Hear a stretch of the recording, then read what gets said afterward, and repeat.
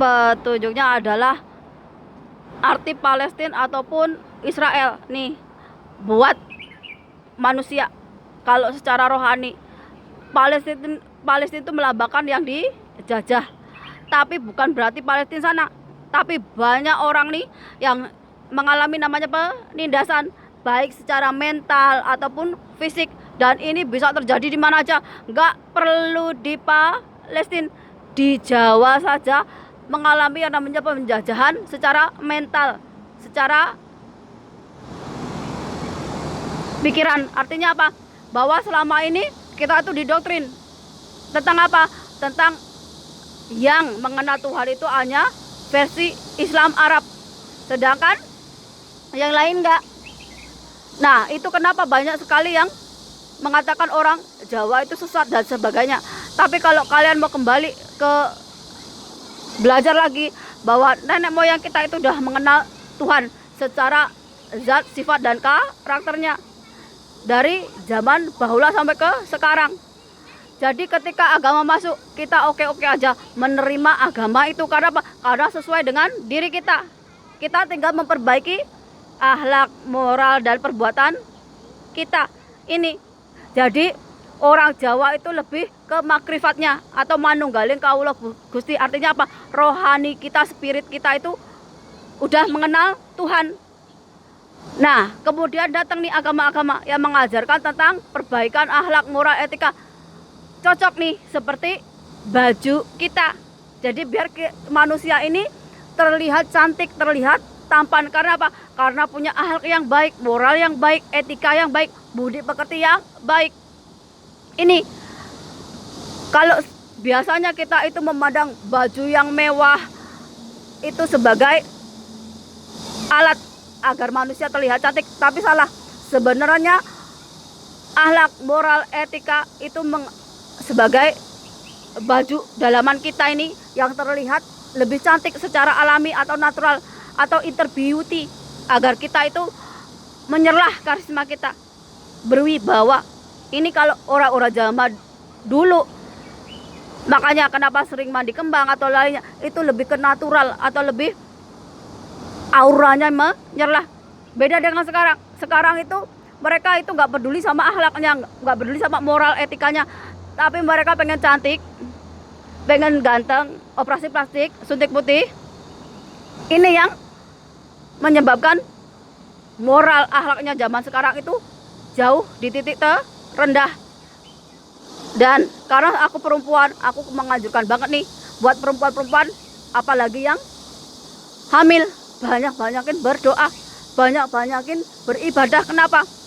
Karena kita itu bisa ngasih hati kita untuk anak cucu kita nanti. Sampai kapanpun kita itu bisa ngasih keturunan kita hati yang bersih.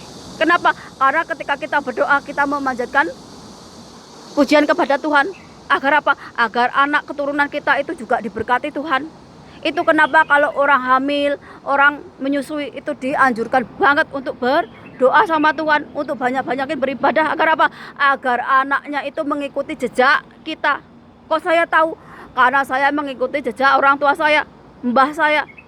Walaupun mereka itu bukan ahli ibadah, tapi iman, keyakinannya itu melalui hati, melalui spiritnya, melalui rohaninya. Sehingga apa? Sehingga sebejat apapun saya tahu kembali ke jalan Tuhan. Tahu namanya dapat hidayah. Karena apa? Ya karena nenek moyang saya ngajarinya seperti itu. Walaupun ibu saya, mbah saya dulu hidupnya menderita sebagai petani, tapi mereka itu tetap jadi orang yang taat, orang yang nerimo ing pandum sama Tuhan. Jadinya apa? Jadi anak cucunya juga nurun. Itu kenapa saya itu beda sama keluarga saya yang lain. Karena saya ngikuti jejak ibu, ngikuti jejak mbah wedok. Yang apa? Walaupun mereka itu enggak ahli ibadah, tapi mereka hatinya tulus, hatinya bersih, nerimo ing pandem, enggak neko-neko. Karena apa? Karena mereka itu turun-temurun ngajarinya seperti itu. Begitu juga aku ngajarin ke orang lain seperti itu. Aku nggak pandang milih, kamu mau masa lalunya seperti apa, kamu mau, yang penting apa? Kita mau bertobat, kita mau memperbaiki diri. Karena apa? Karena kita perempuan, Kita bisa seperti Siti Aminah, kita bisa seperti Maria. Agar apa? Agar kita itu menciptakan generasi-generasi yang punya akhlak, punya moral, punya etika, punya budi pekerti. Dengan apa? Dengan kita mendekatkan diri. Jadinya apa kalau kita itu sama sekali nggak pernah berdoa, nggak pernah sembahyang, nggak pernah sholat, nggak pernah ke gereja, nggak pernah ke kelenteng, ke pura, nggak pernah mendekatkan diri sama Tuhan. Kita cuman ngajarin anak kita itu cuman taunya tentang harta, tentang uang, tentang gadget, tentang teknologi. Berarti anak kita akan apa? Akan masa depannya hancur-hancuran. Karena apa? Karena belum tentu dia itu kuat menjalani yang namanya kehidupan. Hidup ini seperti gelombang di lautan. Kadang-kadang keras, kadang-kadang enggak. Kadang-kadang lautan itu tenang, tapi kadang-kadang juga ada badainya. Kalau anak-anak kita nggak dididik dengan iman atau nggak mewariskan hati yang bersih, keyakinan sama mereka, mereka akan jadi orang yang nggak kuat. Belum tentu nanti dia bisa umur panjang, mana tahu bunuh diri. Ataupun mereka dari orang yang jahat karena kita nggak pernah ngajarkan akhlak, nggak pernah ngajarkan moral, nggak pernah ngajarkan etika. Kita nggak pernah jadi contoh yang baik untuk anak cucu kita. Ini kenapa kita perempuan itu punya tanggung jawab besar daripada laki-laki. Contohnya lagi, kalau kita mengandung nih, benar Tuhan itu menakdirkan kita punya anak.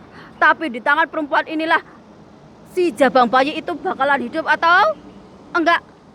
Bisa aja kalau perempuan itu orang jahat, orang nggak baik, sudah digugurkan, sudah dibunuh. Kenapa? Karena nggak punya welas asih, nggak mencintai anaknya.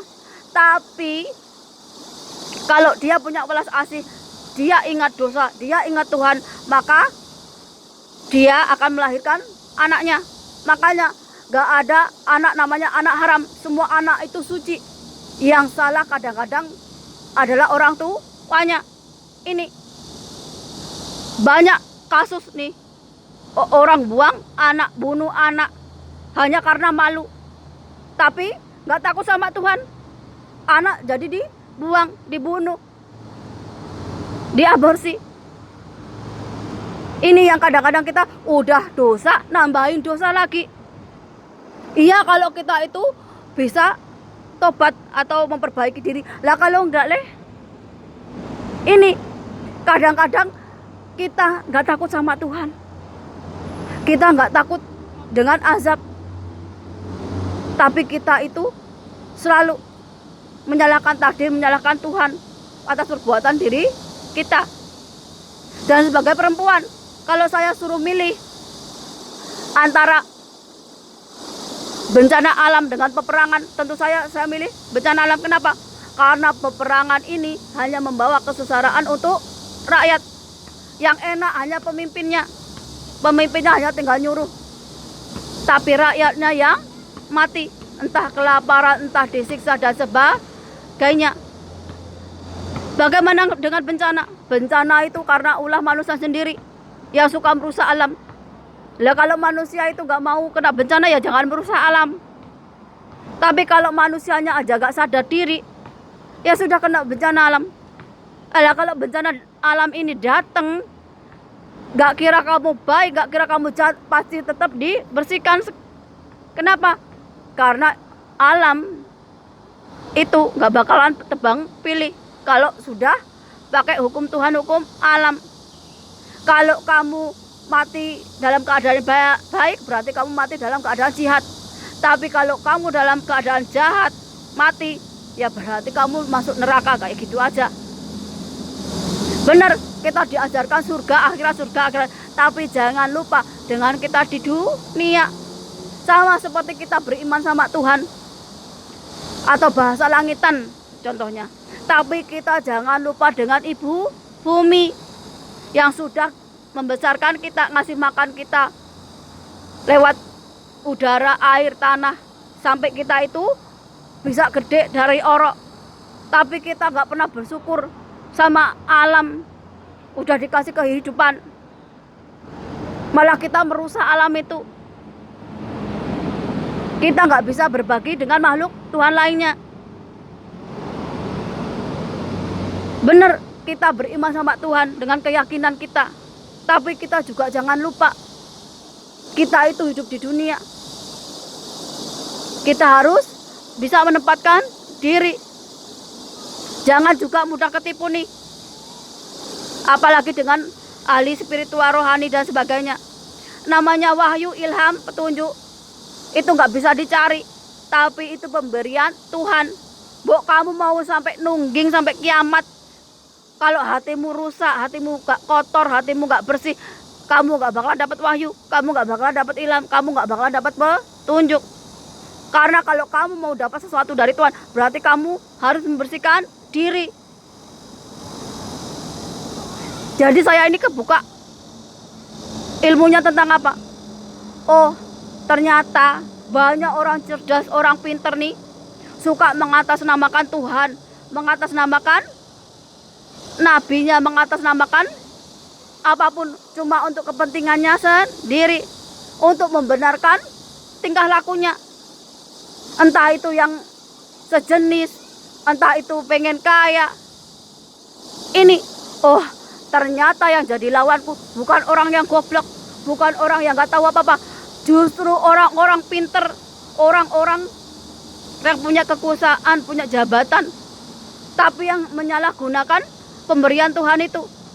Sehingga apa? Sehingga menjadikan orang lain itu menderita. Makanya kenapa sebagai perempuan aku gak suka peperangan? Karena peperangan hanya membawa penderitaan pada perempuan dan anak-anak. Laki-laki tinggal enak, apalagi pemimpinnya. Makanya zaman dulu ada yang dijadikan budak seks, budak. Ini lebih baik daripada ada perang dunia ketiga atau manusia itu bikin kerusakan lainnya di muka bumi ini. Mending dikasih bencana, dikiamatkan sama Tuhan, biar mereka belajar. Gak ada kurunannya perang terus. Lebih baik hidup damai. Kalau pengen hidup, kalau nggak pengen hidup ya teruskan. Ini terkadang karena kita egois, merasa terzalimi, merasa teraniaya, kita nggak mau memaafkan, kita nggak mau belajar menerima hakikat, kita nggak memikirkan nasib orang lain. Yang kita pikirkan hanya perang-perang, bagaimana balas dendam. Hidup dengan dendam, dengan kebencian, hidup seperti di neraka, panas. Cuma memikirkan kapan balas dendam, bagaimana balas dendam. Ini nerakanya dunia, manusianya yang menciptakan. Bukan Tuhan, bukan takdir, tapi manusia sendiri yang memilih jalannya.